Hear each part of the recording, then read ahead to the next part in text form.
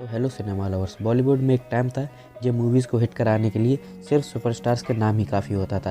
पर आज की जनरेशन सिनेमा, मूवीज़ और वेब सीरीज से इतना यूज्ड टू हो चुकी है कि अब उसे स्टार्स जैसे नाम अट्रैक्ट नहीं करते। इस जनरेशन को चाहिए तो दमदार स्टोरी। हाँ, अगर आपकी पिक्चर में बड़े सुपरस्टार्स का नाम है तो वो ग्रैंड ओपनिंग जरूर कर सकती है, लेकिन जीतेगी वही मूवी जिसकी स्टोरी दमदार होगी। तभी तो एक साथ रिलीज हुई मूवी राधेश्याम और द कश्मीर फाइल्स में से राधेश्याम ओपनिंग हिट के बाद नीचे जाती दिख रही है और the Kashmir files come opening से शुरू होने के बाद एक ऐसी सिचुएशन में है कि इसकी टिकट भी मिलना अब मुश्किल है। द कश्मीर फाइल्स बॉलीवुड की मेन स्ट्रीम फिल्मों से अलग हटके आपको एक क्रूअल रियलिटी बेस्ड सिनेमा परोसती है, जिसमें इंसान को अगर गोली लगती है तो उसकी चीखें नहीं निकलती, बल्कि उसके चारों तरफ मौत का सन्नाटा पसर जाता है। जब उसे जिंदा जला के मरने और तड़पने के लिए छोड़ दिया जाता है तो उससे खून नहीं बहता है तो सफ़ेद पस।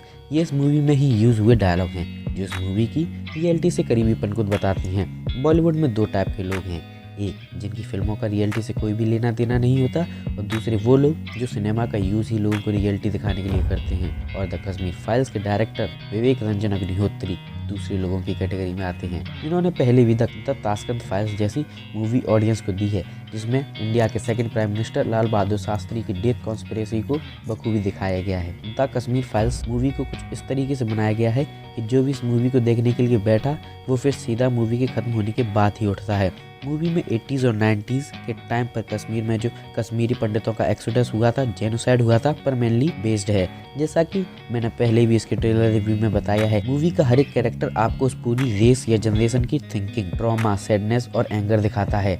द कश्मीर फाइल्स कोई 100 लोगों को दिखाने वाली फिल्म नहीं है, बल्कि ये फिल्म एक कैरेक्टर से लाखों को दिखाने वाली फिल्म है। कश्मीरी पंडितों के एक्सोडस के भयानक टाइम पर एक आम कश्मीरी पंडित को क्या लगा होगा, उस पर क्या बीती होगी, उसके दिमाग में क्या क्या बातें आई होंगी, ये दिखाने का काम अनुपम खेर करते हैं। कैसे एक इंसिडेंट से आदमी की मेंटलिटी की धज्जियां उड़ जाती है, उन इमोशंस को दिखाने के लिए जो ग्रेट एक्टिंग अनुपम सर ने की है वो कोई और शायद ही कर पाता। बाकी फिल्में मिथुन चक्रवर्ती IAS ऑफिसर का, पुनीत इसाद DGP का, प्रकाश बेलावधी एक डॉक्टर का और अतुल श्रीवास्तव एक जर्नलिस्ट का रोल प्ले करते नजर आएंगे।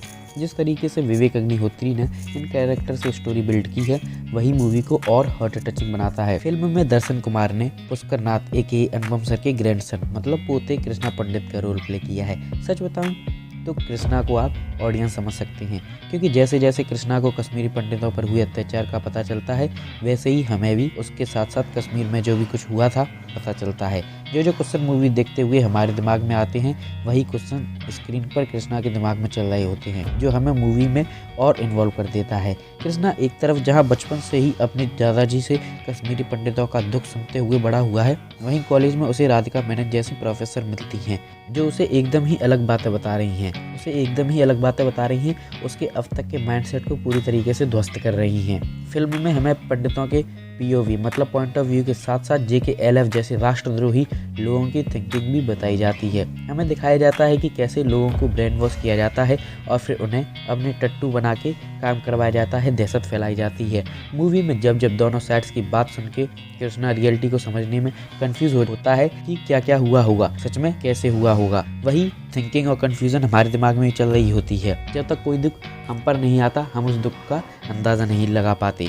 मूवी में भी इसी बात के लिए एक डायलॉग है कि कभी गोली शरीर के आर पार देखी होती तो पंडितों पर जो जुल्म हुए हैं उनको मानने का कंफ्यूजन ना होता तुम्हारे दिमाग में कृष्णा। जो लोग भी कह रहे हैं कि मूवी एक प्रोपोगेंडा है, सो कॉल्ड इस्लामोफोबिया फैला रहा है, तो मैं आपको बताना चाहूँगा, या तो आपने मूवी नहीं देखी है, और अगर देखी है तो पक्का आपने आँख बंद करके देखी होगी। क्योंकि अगर एक स्पेसिफिक ग्रुप के लोगों पर जुल्म हुए तो उन्होंने बंदूकें उठा ली, लेकिन कश्मीरी पंडितों ने तो बंदूकें नहीं उठाई थी। तो प्रोपेगेंडा की बात करने वाले लोगों से मैं यही कहना चाहूँगा कि पहले मूवी ढंग से देखिए। और इस्लामोफोबिया की बात करने वाले लोगों को मैं यही बताना चाहूँगा कि मूवी में मुस्लिम्स को अच्छे तरीके से भी दिखाया गया है, पर बॉलीवुड की बाकी फिल्मों की तरह नहीं, जो खुद आपकी आगे पकड़ के कह रहे हो कि देख इसमें मुसलमान अच्छे भी होते हैं। हाँ भाई, होते हैं, हर रिलीजन में कुछ बुरे लोग होते हैं, कुछ अच्छे लोग होते हैं। वही बात है भाई कि रोहित शेट्टी की पहली 3 फिल्मों में जब मेन विलेन हिंदू था तो ठीक है, कोई बात नहीं, पर जब मुसलमान विलेन की एंट्री हुई तो अरे मुसलमान को विलेन दिखाते हैं बॉलीवुड वाले। द कश्मीर फाइल्स में अब्दुल की फैमिली एक अच्छे मुसलमान फैमिली को रिप्रेजेंट कर रही है, अच्छे मुस्लिम रिप्रेजेंट कर रही है।